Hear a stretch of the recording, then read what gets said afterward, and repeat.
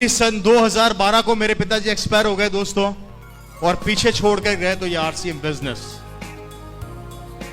आज उनकी मेहनत के कारण ये रवि शर्मा जो आज आपके सामने खड़ा है, पूरी जिंदगी बदल गई मेरी। आज मेरी लाइफ स्टाइल बदल गई। मेरी कॉलोनी का सबसे बड़ा बंगला मेरा है। हेलो, मेरी कॉलोनी का सबसे बड़ा बंगला मेरा है आरसीएम के कारण। मेरी कॉलोनी की सबसे लंबी कार मेरे पास है आरसीएम के कारण। हेलो, महीने के 15 दिन 32,000 फुट की ऊंचाई के ऊपर लंच, ब्रेकफास्ट और डिनर करता हूं मेरे दोस्त।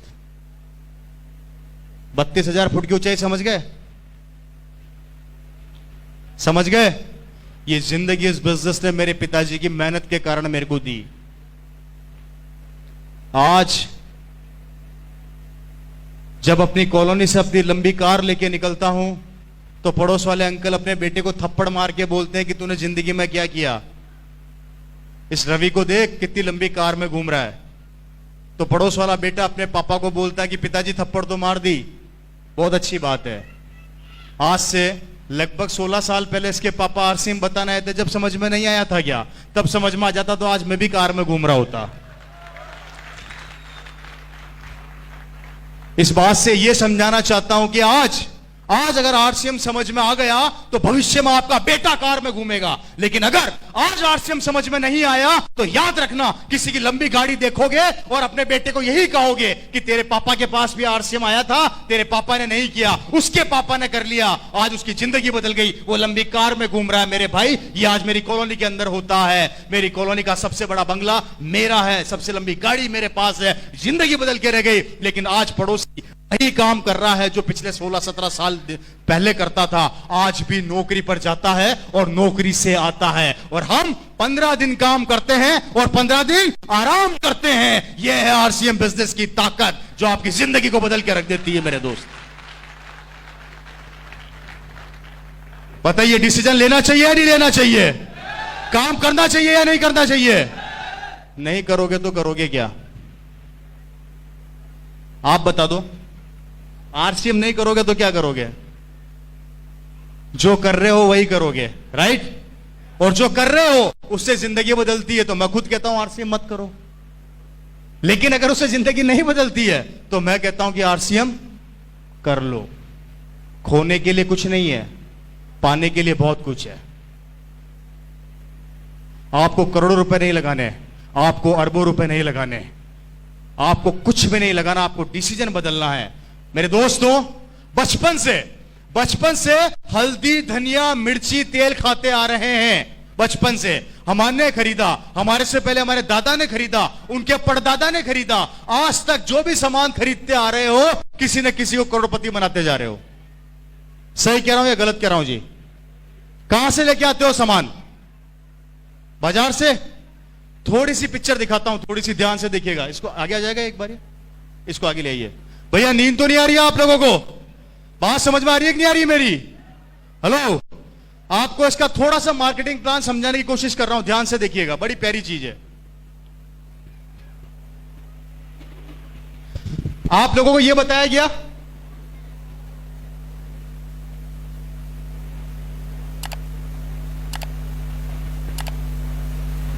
ऐसे ही बताते हैं हम लोग, यही बताते हैं जी। 5 रुपए की चीज बनी, 10 रुपए में मार्केट में बिक गई, यही बताते हैं हम लोग। 5 रुपए बिचौलियों के पास चला गया, यही बताते हैं हम लोग। थोड़ा ध्यान से देखिएगा, थोड़ा ध्यान से। हमारे देश की आबादी कितनी है? 120 करोड़। थोड़ा ध्यान से देखिएगा। आपको इस 5 रुपए की ताकत को दिखा रहा हूं। ये 5 रुपया क्या काम करता है? हमारे देश की आबादी है 100 करोड़, राउंड फिगर में ले लेते हैं। आप रोज सुबह उठते हो, सब उठते हो, सबसे पहले क्या करते हो? ब्रश कहां से लाते हो? मार्केट से, बाजार से कितने रुपए का आता है? 20 रुपए का आता होगा।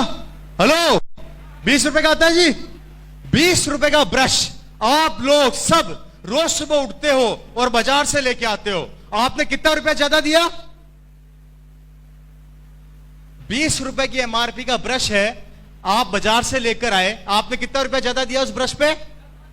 10 रुपया। कितना ज्यादा दिया जी? 10 रुपया। थोड़ा ध्यान से देखिएगा, आपने 10 रुपया ज्यादा दिया और 100 करोड़ की आबादी रोज सुबह ब्रश करती है।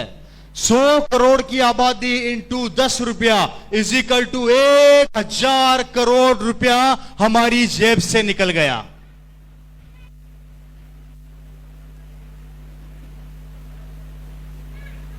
कैसा लगा? आप ब्रश खरीदा है तो उसके ऊपर क्या लगाओगे? पेस्ट। पेस्ट कहां से लेके आते हो? बाजार से। 30 रुपए का पेस्ट आता है, 15 रुपया ज्यादा दिया और वही 100 करोड़ की आबादी ने फिर ब्रश किया। 15 रुपया इजिकल टू 1500 करोड़ रुपया हमारी जेब से फिर निकल गया। कैसा लगा भाई? बात समझ में आ रही है कि नींद आ रही है भाई? है जी? आ रही है ना? कितना रुपया निकला? अब नहाते भी होंगे, साबुन कहां से लाते हो? फिर बाजार से लेके आते हो। मेरी बात को ध्यान से समझना मेरे भाई, हम सुबह से शाम तक कम से कम हजारों प्रोडक्ट बाजार से लेकर आते हैं, जिसका नतीजा देखो क्या होने वाला है। 100 करोड़ की आबादी साबुन बाजार से लेके आती है। अगर 20 रुपए का साबुन आता है तो आपने फिर 10 रुपया ज्यादा दिया, इज इक्वल टू 1000 करोड़ रुपया। इससे आगे नहीं बताऊंगा। अगर सारे दिन की कैलकुलेशन बता दी तो पागल हो जाओगे। आप सिर्फ उठे, आपने ब्रश किया, उस पे पेस्ट लगाया और नहाए, हमारी जेब से पैसा निकला लगभग 3500 करोड़ रुपया। और ये 3500 करोड़ रुपया निकल के इन बिचौलियों की जेब में चला गया, जिसका नतीजा है ये लोग बड़े बड़े बंगलों में रहते हैं, बड़ी बड़ी गाड़ियों में घूमते हैं, इनके बच्चे बड़ी बड़ी स्कूलों में पढ़ते हैं, ये लोग विदेशों की यात्रा करते हैं। गरीबी क्या होती है इन्हें नहीं पता होता। इनके बच्चे बड़ी बड़ी स्कूलों में जाते हैं, ये जिस चीज पे हाथ रखते हैं इनकी हो जाती है। और आप और मैं जो इनको ये करोड़ों रुपया देते हैं, यहीं पे पड़े पड़े सड़ते रहते हैं, मरते रहते हैं, समझौता करते रहते हैं, लोगों के आगे गिड़गिड़ाते रहते हैं, भीख मांगते रहते हैं, रिक्वेस्ट करते रहते हैं, उधार मांगते रहते हैं, लोन मांगते रहते हैं और लोन चुकाते चुकाते एक दिन भगवान को प्यारे हो जाते हैं। यह है हमारे मार्केट का कड़वा सत्य, जिसे हम नहीं समझना चाहते। कैसा लगा?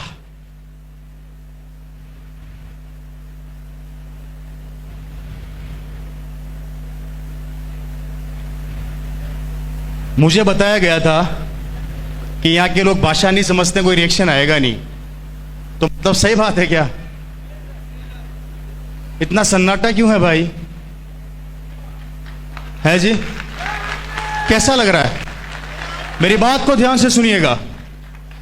ये वो 3500 करोड़ रुपया है जो इनके पास जा रहा है और हम दे रहे हैं और हम देते रहेंगे।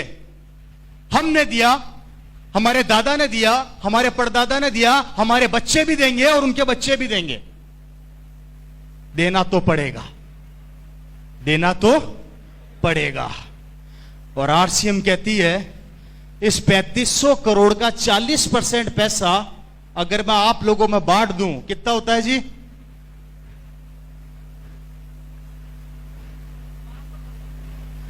राउंड फिगर में ले लेते हैं 1200 करोड़ रुपया। ये 1200 करोड़ रुपया अगर आरसीएम हम लोगों में बांट देती है तो हमें कहा जाता है हम पागल बनाने आ गए हैं, और दुकान वालों को कहा जाता है कि वो पागल नहीं बना रहे हैं। अब दिमाग खुद लगा लो कि पागल कौन बना रहा है।